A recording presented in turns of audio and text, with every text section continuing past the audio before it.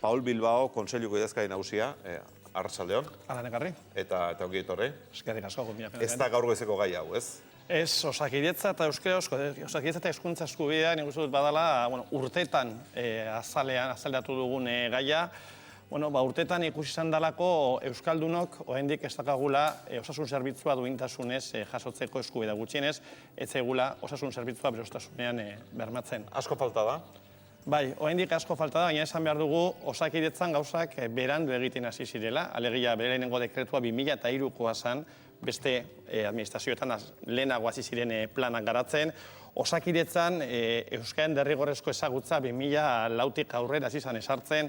Eta, iruditzen zaigu, bai, berandu hasi zara eta oraindik falta da, bidea luzea. Planaren helburu nagusiak edo begiratu ditugu, Euskararen erabilera gerotan normalagoa izatea osakidetzan, bereziki Euskal hiztunak gehiengo diren eskualdetan, arreta guztiak, baina batez ere pediatria eta familia medikuetatik hasi, eta gero espezialistetara iritsi arte, arreta hori, zerbitzu hori Euskaraz ematea izango litzateke, Euskaraz egin egiten osakidetzako langile eta erabiltzaileen zerrenda egitea, erabiltzaileari lehendabiziko hitza beti Euskaraz egitea, eta osakidetzako langileak Euskaraz ez dakienean, pazienteari Euskaraz egingo dion beste norbaitekin hitz egiteko aukera ematea. Labur bilduz, hau izango litzateke, planaren nondik norakoa. Zuek izan duzu, honen berri? Plan honen berri?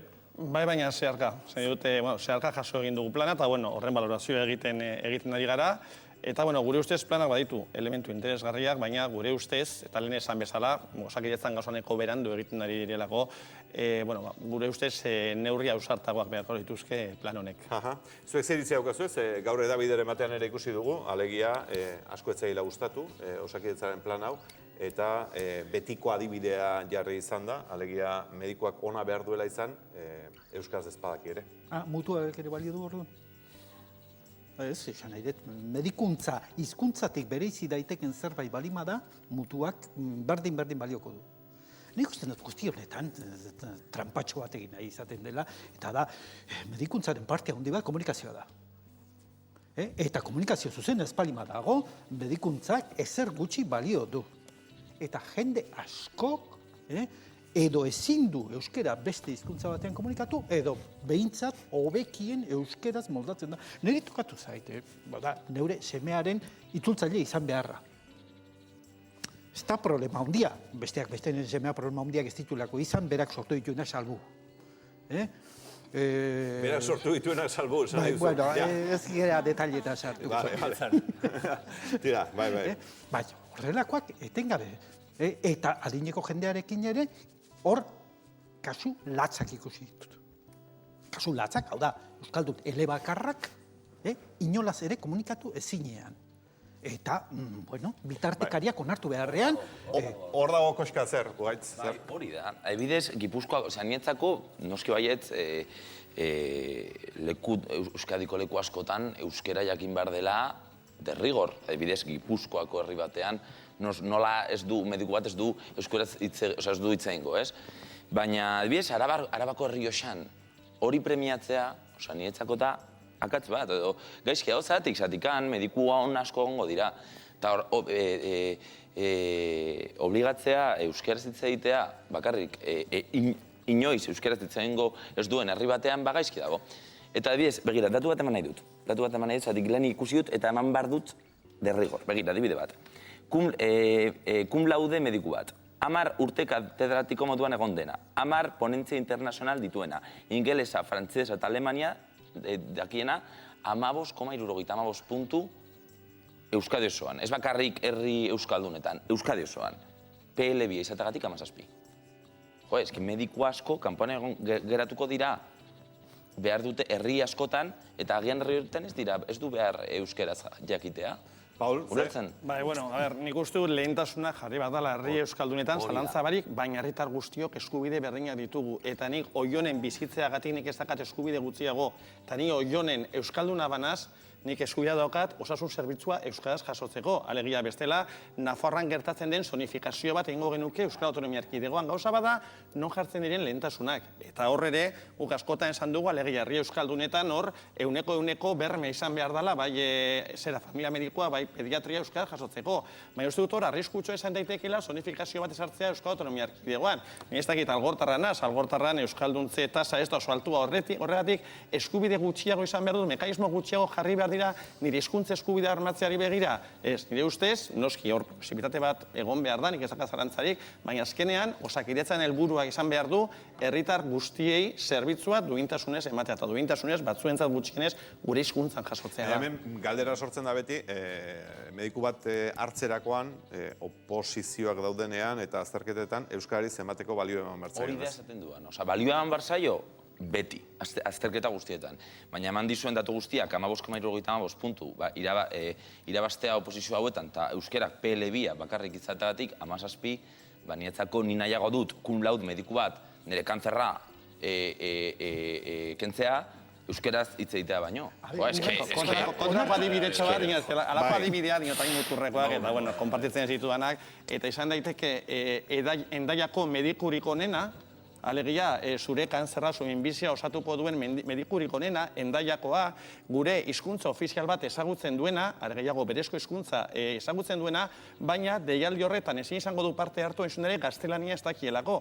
Hau, danok ahaztu egiten dugu, baina Osakidetzako lan deialdietan parte hartzeko gaur egungo araudiarekin, Europako Batasuneko edo zein pertsonak parte hartezake estatu bateko oposizioetan. Gaztelaniazko ezagutza derrigorrezkoa da. Hortaz, adibideekin hasten bagara zaitezke, alde bateko adibideekin, eta mediku hori izan daite. Aizue, iruditzen mazaizu, galdera egin nahiko nukenik hemen, gure artean dauden lagunen artean. Kaixo, arratsaldeon, Arratsaldeon, ze moduz? Ondo, lehezokoa zaitezuek, ez? Bai. Ta, ze moduz? Oso ondo, oso ondo. Oso ondo eta osasunez, mediku beharrik ez, ez? Ez, bueno, tarteka. Tarteka, eta mediku euskaldun aldaukazu edo? Bai. Hiru daude eta hiruak euskaldun daude. Ja. Oso ondo. Eta oso ondo, ez duzu ezuek arazoi izan. Betianik izan dituzu, mediku euskaldunazuk? Ez, betitikan ez, minon aspaldik urteetatikan bai. Bai, eta nahiago euskalduna izatea? Klaro. Ja. Konfiantza gehiago ematen duelako edo? Dudi gabe. Adibidez, gure txeko bati, bihotzerrea ezin esplikatuz pasazitzaio nola gertakizun kaskarra, korazon kemau, ezta? Bai. Txistea ematen du, baina bihotzerrea daukat ezin esan, ez? Edo sabeleko tristura, ez? Askotan pasatzen da, edo... Bai. Zuek ez duzu horrelako arazorik izan? Momentun ez. Bihotzerrea arazorik ez? Ez, momentun ez. Oso Baina gertatu da, eta medikuak ezakeien nola, zendakeiak ezakeien sartzen hoi. Eta? Pues bat ematekin joan behar dute. Edo laun ematekin, edo... Claro, beak ez gauza hoi esateko eta. Ja, eta umekin medikutara joatea tokatzen zaizue, bilobekin edo, berba da? Baita, minon badaki euskaraz. Ba, zuek suerte daukazu hor da. Eskerrik asko gaur, gurekin izateatik, Eskerrik asko.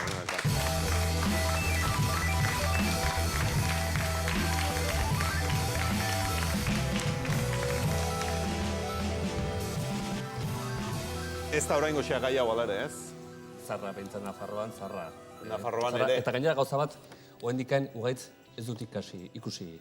Ez Euskal Herrian, ez Nafarroan, ez Europako edo munduko hizkuntzan elebitasuna edo hiru hizkuntza edo lau hizkuntza denean, inor bere osasuna galdu duelako mediku hori elebiduna izateagatik. Oraindikan ez dut ezagutzen, ugaitz ez da kasu bat. Bai, adibide bat. Eske, arguderi guk Nafarroan entzuten dugu haunitz eta haunitz. Geratu zarete izan duan tontakeria bakarrarekin. Osa, ni berriro errepikatu. Eta hundiena. Euskara premiatu, Euskara premiatu egin behar da, noski baietz. Eta Euskadiko herri askotan derrigorrez jarri. Baina Arabako herrioxan, esango dizut nik, ez da Euskara behar. Eta bai, egon beharko dira medikuak euskaraz dakitenak, baina derrigortu hango mediku guztiei euskaraz jakitera, hori da tontakeri haundi eta Bueno, mugagabe, bueno, Ez da pentsatu ere ez. Vale. A ber, gauzak, Ez da pentsatu ere ez. beti. Osea, administrazioak, ipini behar ditu gauzak, behar ditu, adibidez, zeratik emango diozu, 2.000 euro kobratzen dituen pertsona bati laguntza bat. Emango diozu 500 euro kobratzen dituenari behar duelako, ezta? Administrazioaren dirua horretarako dago. Zeratik administrazioak, adibidez, ordaindu behar dio, Arabako Errioxako mediku bati euskarazko kurso bat urtez, eta hori, diru asko kostatzen zaio hiritarrei, inork ez badio hitz egingo euskeraz. Ez hori tontakri bat da, hori da EAJ-PNV-ren betiko dirua botatzeko filosofia. Goaz dirua botatzera, zeratik ez da gurea. Ba ez, dirua gurea da. Herri guztiarena, euskaldun guztiona. Eta diru hori begiratu behar da milimetrikoki. Ugaitz, eta hizkuntza ere bai. Noski baiet, zurea eta nirea. Eta aukera bat da. Guztiz, gainera. Eskubide bat da eta aukera bat da, Ugaitz. Eta hori ala da? Eskubide bat da, behar denean. Paul Bilbao, behar ez bada. Bi zertzera da, eskubideak ez dira behar diren, eskubideak beti daude. Eta jarri osun adibide hori, Oionen edo Errioxan, hor hainbat urratxe eman dira ezagutzari begira, esan nahi dute gero eta euskaldun. Oionen barkatu? Oionen, Frantzian. Oion. Ah, bai, Oionen, Errioxan, adibide hori jarri duzu. Gero eta, ezagutzan gero eta urratzan diagok ematen dira, bai ikastola diela, bai eta barrekoak, eta gero horiek, alegia, herritar horiek ere beraien osasun zerbitzua euskaraz nahi izango dute. Eta legeak aitortu egiten die. Oso arriskutsua da, alegia, Suamen bizi bazara, alegia, Oionen bizi bazara, orduan, zure osasun zerbitzua euskaraz bermatzeko ez dugu jarriko mekanismorik. Baina Eusko Jaurlaritzak ez dakiz herritan dauden euskaldunak, edo hitz egiten du euskaretxe egiten duten pertsonak? Zorionez, euskaldunak herri guztietan daude. Zorionez, euskaldunak herri guztietan daude. Gaur egun... Eskerrak orduan. Gutxiago edo gehiago. Eskerrak eta zenbat eta gehiago, hobe. Baina ez nahi duena da, nire dirua botatzea gobernuak nahi duelako. Nire dirua erabiladila herritarron, alegia, diru hori jartzen duten herritarren eskubidea bermatzeari begira. Hori bai da inbertitzea. Bueno, baina zuretzako, baina eske herri batek hitz egin ez nahi badu euskeraz, eta eskatzen ez badu, segatik jarri behar diogu. Segatik gobernuak gastatu behar du dirua pertsona hori 4 urtez medikuntzatik kanpo, zati badakizute, euskara kurtzo hauek egiten dute. Medikuak kanpora joaten da, egoten da 4 edo 3 urtez euskaraz ikasten. Ezer gehiago egin gabe, soldata berbera ematen diogu, gainera kurtso osoa ordaintzen diogu, eske hori diru asko kostatzen zaio administrazioari. Ba, goaz, diru hori, eske denbora berri hauetan eskatzen dute diru hori, milimetroki ikustea. Eta behar bada, eske dudarik gabe jartzea. Herritarrek eskatzen badute dudarik gabe jartzea, baina jartzeagatik da tontakeri bat. Hortaz, be aukera izango litzateke, hortaz, kontrata ditzagun langile elebidunak. Alegia, zuk diozun inbertsio horiek edo xahuketa horiek gerta ez daitezen eta dirua hobeki kudea dezagun, logikoan litzateke langile elebidunak kontratatzea, non langile horiek gaitasuna izango duten herritar euskaldunei osasun zerbitzu duina emateko eta gaztelaniaz jardun nahi duten herritarrei zerbitzu duina emateko. Nere modelu perfektua izango litzateke guztiok euskeraz eta gazteleraz jakitea, baina ezin dugu fortzatu egoera bat edo situazio bat nahi dugulako eta gainera diru publikoarekin. Osea, niretzako perfektua izango litzateke guztiok euskeraz eta gazteleraz jakitea eta mediku guztiak jakitea. Ba, kasu horretan, zergatik derrigortzen dugu gaztelera jakitea? Bueno, ba, berdin. Baken dezagun orduan, Konstituzioaren 3. artikuluaren 2. atal hori, eta, eta azken finean, medikuntza, Indian ere badaude mediku, izugarri honak. Eta beharko ditugu gainera, geroz eta mediku gutxiago dago, bertan. Bai, ez dakit nola ulertuko gehan, keinu zero zeraz, baina... Berehala ikasiko dute euskaraz, egon lasai. Beraz, pausoa da, baina lehenago egin beharko zen, ez, Paul Bilbao. Adidak izan erabakia ausartak beharko lirateke alegia, gu badakagu ja, proposamen zera bat, jaurlaritzari helarazteko, eta gure ustez, urratza ausartak eman behar dira. Lehen esan duanaren gatik, ez garelako herritarren kapritxo esari gara, herritarren oinarrizko eskubidez. Hori da zuen iritzia, kontseilutik, idazkari nagusia Paul Bilbao, benetan, eskerrik asko. Estimatua. Eta